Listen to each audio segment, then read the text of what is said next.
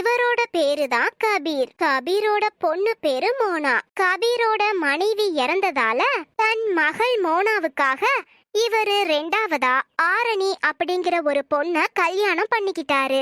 மோனா, காலையில இருந்து நீ எதுவுமே சாப்பிடலமா?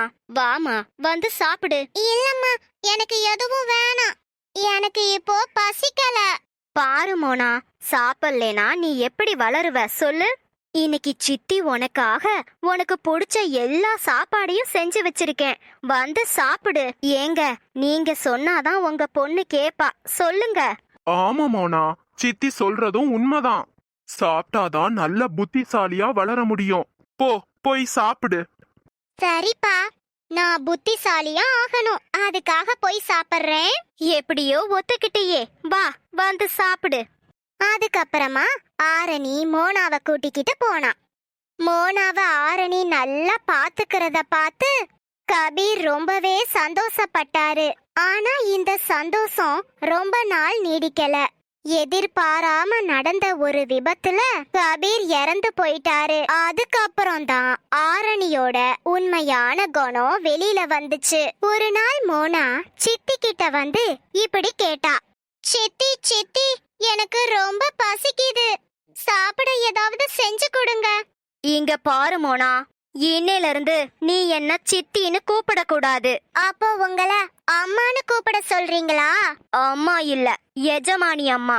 இன்னையில இருந்து நீ என்ன எஜமானி அம்மான்னு தான் கூப்பிடணும். புரியுதா? நான் எதுக்காக அப்படி உங்களை கூப்பிடணும்? ஏன்னா இனி இந்த சொத்துக்கெல்லாம் நான் தான் ராணி. இனிமேட்டு நான் உன்னை ஸ்கூலுக்கெல்லாம் அனுப்ப மாட்டேன். நீ வீட்லயே இருந்து எல்லா வேலையும் செய்யணும். புரியுதா? நீ ரொம்ப ரொம்ப கெட்டவ. அப்பா முன்னாடி நல்லவ மாதிரி நடிச்சிட்டு அப்பா இறந்து போனதுக்கு அப்புறம் உன் சுயரூபத்தை காட்டுறியா? இனி எனக்கு சித்தி தேவையே இல்ல. நீ இப்பவே எங்க வீட்டை விட்டு வெளியில போ. உனக்கு எவ்ளோ தைரியம்? என்னையவே வீட்டை விட்டு வெளியில போக சொல்றியா? போடு, முட்டி போடு. இங்க பாருடி, நான் சொல்ற பேச்ச கேக்குறதா இருந்தா உன்னை சும்மா விடுவேன்.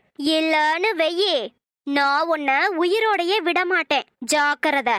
இனி நீங்க சொல்றதையே நான் கேக்குறேன் எஜமானி அம்மா. மோனாவை ஆரணி ரொம்ப கொடுமைப்படுத்தினா. மோனாவுக்கு என்ன செய்யறதுனே தெரியல. மோனா தன்னோட நிலைமைய நினைச்சு ரொம்பவே அழுதா. இனியும் நம்ம இங்கேயே இருந்தா சித்தி நம்மள கொடுமைப்படுத்துவா. அவ சொன்ன மாதிரி நம்மள கொன்னாலும் கொன்றுவா. இங்க இருந்து எப்படியாவது தப்பிச்சு போயிரலாம். அதுக்கப்புறம் மோனா வீட்டை விட்டு ஓடி போனா. ஆனா பாவம், மோனாவுக்கு எங்க போறதுனே தெரியல. அப்போ அந்த பக்கமா ஒரு வயசான அம்மா வந்தாங்க. மோனா அழுகிறத பார்த்த அவங்க இப்படி கேட்டாங்க, குட்டி பொண்ணே, நீ யாருமா? நீ எங்க போகணும்? வீட்டுக்கு போற வழிய மறந்துட்டியா? உன்னோட வீடு எங்க இருக்குன்னு சொல்லு. இந்த பாட்டிமாவே உன்னை வீட்ல கொண்டு போய் விட்டுறேன். எனக்கு வீட்டுக்கு போக வேணாம் பாட்டிமா.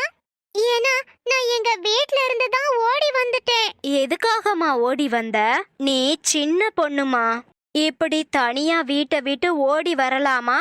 பாட்டிமா, எங்க அம்மா இறந்து போனதால எங்க அப்பா ரெண்டாவது கல்யாணம் பண்ணாரு.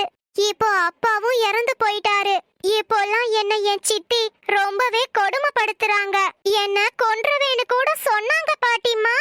அதனாலதான் வீட்டை விட்டு ஓடி வந்துட்டேன். சரிம்மா, இப்போ நீ எங்க போக போற?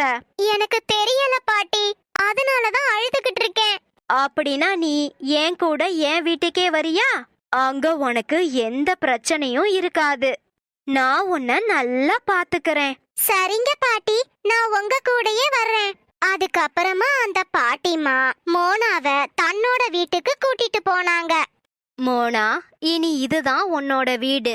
இங்க உனக்கு எந்த ஆபத்தும் வராது. நீ எதுவுமே சாப்பிட்டிருக்க மாட்டேன்னு எனக்கு தெரியும். இத சாப்பிடு. பாட்டிமா, உங்களுக்கு ரொம்ப நன்றி. எனக்கு எதுக்கு நீ நன்றி சொல்ற? சாப்பிடு. அதுக்கப்புறம் மோனா வயிறார சாப்பிட்டா. எங்க ஆரணி வீட்ல. ஆரணி, இப்போ எதுக்காக அந்த மோனா பொண்ண வீட்டை விட்டு துரத்துன? என்னம்மா நீங்க? அவங்க அப்பா இருக்கிற வரைக்கும் அவ மேல பாசமா இருக்கிற மாதிரி நடிச்சுக்கிட்டு இருந்தேன். இனியும் நடிக்க என்னால முடியாது. அதனால என் சுயரூபத்தை அவகிட்ட காமிச்சேன். அத பார்த்து பயந்து அவ வீட்டை விட்டு போயிட்டா. அதுக்கு நான் என்ன பண்றது? அடியே, நாளை பின்ன ஊர் மக்களுக்கு இந்த விஷயம் தெரிஞ்சதுன்னா அவங்க எல்லாரும் சேர்ந்து நம்மள விரட்டி அடிச்சிருவாங்க. அப்புறம் நம்மளால எதுவும் பண்ண முடியாது. அம்மா, எனக்கு எல்லாம் தெரியும். அதனாலதான் நாளைக்கு வக்கீல வர சொல்லிருக்கேன். வக்கீல வர சொல்லிருக்கியா? எதுக்காகடி? என்னதான் பண்ண போற? இந்த ஊர்ல இருக்க வீடு நிலம்னு எல்லா சொத்தையும் விக்க போறேன். ஆமா, எதுக்கு இப்போ அவசர அவசரமா எல்லாத்தையும் விக்கணுங்கிற? அம்மா, ஊர் மக்களுக்கு நம்ம மேல எப்போ வேணா சந்தேகம் வரலாம். அதுக்குள்ள இங்க இருக்க எல்லா சொத்தையும் வித்துட்டு வேற ஊருக்கு போயிடணும். அதுதான் நமக்கு நல்லது. அதனாலதான் நாளைக்கு காலையில வக்கீல வர சொல்லிருக்கேன். ஆமாண்டி, நீ சொல்றதும் சரிதான். சீக்கிரமே இந்த ஊரை விட்டு போயிரணும். அதான் நமக்கும் நல்லது. அடுத்த நாள் வக்கீலும் வீட்டுக்கு வந்தாரு. வாங்க வக்கீல் சார், உட்காருங்க. கபீர் சார் இவ்ளோ சீக்கிரம் இறந்து போவாருன்னு நான் கொஞ்சமும் எதிர்பார்க்கல. அவர் இறந்து போன விஷயத்த கேள்விப்பட்டதுமே எனக்கு ரொம்ப கஷ்டமா இருந்துச்சு. என்ன பண்றது சார், அவர் இறந்து போவாருன்னு நாங்களும் நினைக்கல. அந்த விஷயத்துல இருந்து எங்களால மீண்டு வரவே முடியல. அவரோட இழப்பு என் குடும்பத்துக்கு பேரிழப்பு. கவலைப்படாதீங்க, காலப்போக்குல எல்லாம் சரியாயிடும்.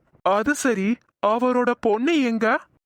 அது வந்து அவளை என்னோட சொந்தக்காரவங்க வீட்டுக்கு அனுப்பி வச்சிருக்கேன் சார். இங்க இருந்தா எப்ப பாரு அவங்க அப்பாவை நினைச்சு அழுதுகிட்டே இருக்கா.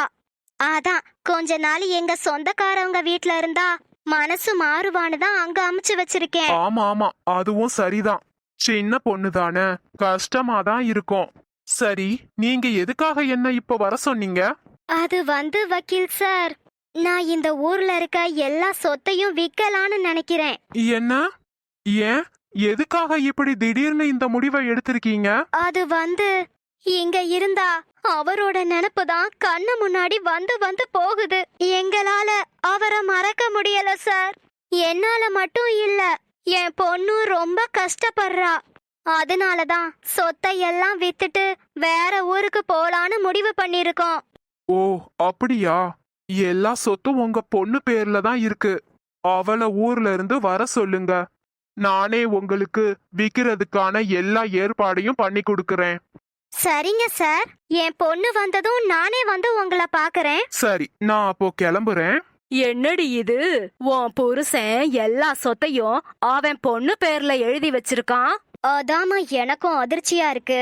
அவருக்கு அப்புறம் எல்லா சொத்தும் எனக்கு தானு நினைச்சுக்கிட்டு இருந்தேன். நல்லா நினைச்சப்போ அப்போ நமக்குன்னு எதுவுமே இல்ல. ஆமா, நீங்க ஒன்னும் கவலைப்படாதீங்க. அந்த குட்டி பிசாசு எங்க இருக்கான்னு தேடி கண்டுபிடிக்கணும். அவளை எங்கன்னு போய் தேடுறது? தேடணுமா? சொத்து நம்ம கைக்கு கிடைக்கணும்னா அவளை தேடி கண்டுபிடிக்கணும். அப்படியே அவளை கண்டுபிடிச்சு நீ போய் கூப்பிட்டாலும் அவ சித்தி சித்தின்னு உன் கூட வந்துருவாளா? கண்டிப்பா அவ வரமாட்டா. ஆனா எப்படியாவது அவளை இங்க கூட்டிட்டு வரணும். அப்போதான் நமக்கு சொத்து கிடைக்கும். அதுக்கப்புறம் எப்படியோ மோனா இருக்கிற இடத்த கண்டுபிடிச்சு அங்க போனா ஆரணி. அம்மா, நான் என் பொண்ணு மோனாவை தேடிதான் இங்க வந்தேன். தயவு செஞ்சு என் பொண்ண என் கூடயே அமுச்சு வச்சிருங்கம்மா. ஆரணி அப்படி கேட்டதும் மோனா பயந்து போய் பாட்டிய புடிச்சுக்கிட்டா. பாட்டி, தயவு செஞ்சு என்ன இவங்க கூட அனுப்பிராதீங்க. இவங்க என்ன கொன்னாலும் கொன்றுவாங்க. நான் உங்க கூடயே இருக்கேன் பாட்டி.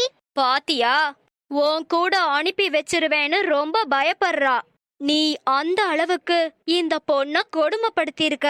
அவளுக்கே விருப்பம் இல்லாத போது நான் எப்படி உன் கூட அனுப்பி வைக்க முடியும்? நான் பண்ணது தப்புதான், அத நான் ஒத்துக்கிறேன். நேத்து ராத்திரி மோனா அப்பா என் கனவுல வந்தாரு. நான் பண்ண எல்லா தப்பையும் அவர் எனக்கு புரிய வச்சுட்டாரு. அதனாலதாமா நான் திருந்தி மோனாவை தேடி இங்க வந்திருக்கேன். தயவு செஞ்சு என் பொண்ணை என்கிட்டயே கொடுத்துருங்கம்மா. நீங்க சொன்னீங்கன்னா மோனா கண்டிப்பா கேப்பா. தயவு செஞ்சு சொல்லுங்கம்மா. இங்க பாரு மோனா, உன் சித்தி இப்போ திருந்தி வந்திருக்கா. நம்ம அவளுக்கு ஒரு வாய்ப்பு கொடுக்கலாமா? நீ பயப்படாம உன் சித்தி கூட போ. அவங்க உன்னை மறுபடியும் கொடுமைப்படுத்தினா இந்த பாட்டிக்கு ஃபோன் பண்ணு. நான் உடனே உன்னை இங்க கூட்டிட்டு வந்துடுறேன். சரிங்க பாட்டி, நான் உங்களை நம்புறேன். நீங்க சொல்றதால நான் சித்தி கூட போறேன். என் தங்கம். சித்தி, நான் உங்க கூட வர்றேன். அப்போ வக்கீல் அங்க வந்தாரு. வக்கீல் சார், நீங்க எங்க இங்க? இது என்னோட வீடு. அம்மா, இவள நம்பாதீங்க. இவ சொத்துக்காக தான் மோனாவை கூப்பிட வந்திருக்கா. இவளோட நடிப்ப உண்மைன்னு நம்பிராதீங்க. இல்ல சார், நீங்க என்ன தப்பா நினைச்சுக்கிட்டு இருக்கீங்க. சேயோன், இங்க என்னப்பா நடக்குது? கொஞ்சம் புரியுற மாதிரி சொல்லு. அம்மா, கபீர் சார எனக்கு ரொம்ப நல்லா தெரியும். ஆனா அவரோட பொண்ணுதான் மோனான்னு எனக்கு தெரியாது. இதோ இங்க நிக்கிறாள்ல, இவதான் கபீர் சாரோட 2வது மனைவி. இன்னைக்கு காலையில என்ன இவ வீட்டுக்கு கூப்பிட்டிருந்தா.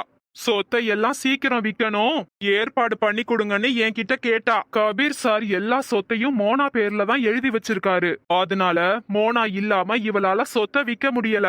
அந்த சொத்துக்காக தாமா மோனாவை இப்போ கூட்டிட்டு போக வந்திருக்கா. அட கடவுளே, இது தெரியாம மோனாவ அவ கூட அனுப்ப பார்த்தேனே. சேயோன், இவ மோனாவ பயங்கரமா கொடுமைப்படுத்தி இருக்கா.